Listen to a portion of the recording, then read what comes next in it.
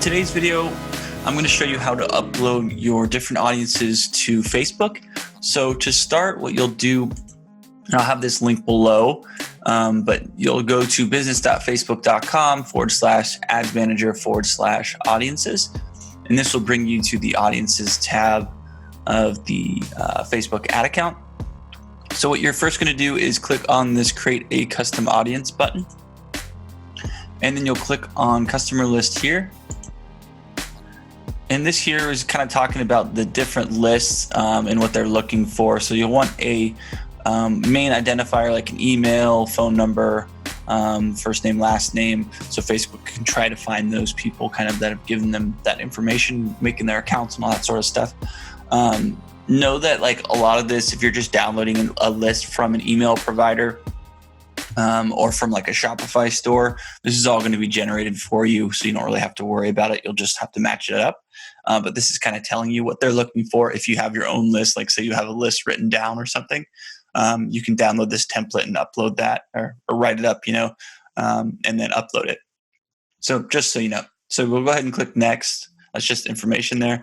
And then this one here, if you downloaded a list from Shopify or WooCommerce, there might be a value of how much money they've spent on your store. So you want to include that in this list as well. So you would click yes if you have that value. If you don't, like this example, I'm uploading an email list, so I'm going to click no. And then you'll click next here. All right, so now to add the customer list, you'll just click upload file, and then you'll add that customer list here and click open. And then it's going to upload it there. And then you'll want to name your audience something that you can remember. If you see here, this is not a very good name. You'll just want it. So if anyone's accessing your account or if someone takes over doing the ads for you, they'll want to know what exactly it is. So I'm going to write email list or email subscribers, let's say. And I would add the date because if you get more subscribers, they're not going to be included in this list. So it's good to know what the date of the last upload was. All right, so email subscribers, April 8th, and I'm going to click next. Now it's going to match everything up and see what they can. So you see mapped here, they have emails showing and mapped up. And then action needed, you'll want to click on that and then line up those as well. So this one I have first name. So I'm going to click here and go down to first name and select that. This is like a timestamp. We don't really need that. Status, we don't really need. This is a random Facebook one. And then last name. So I'm going to click last name here.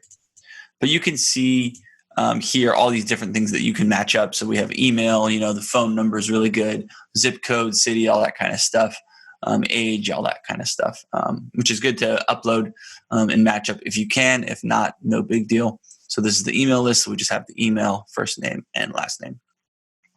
So once you map everything up that you can, you'll go ahead and click upload and create.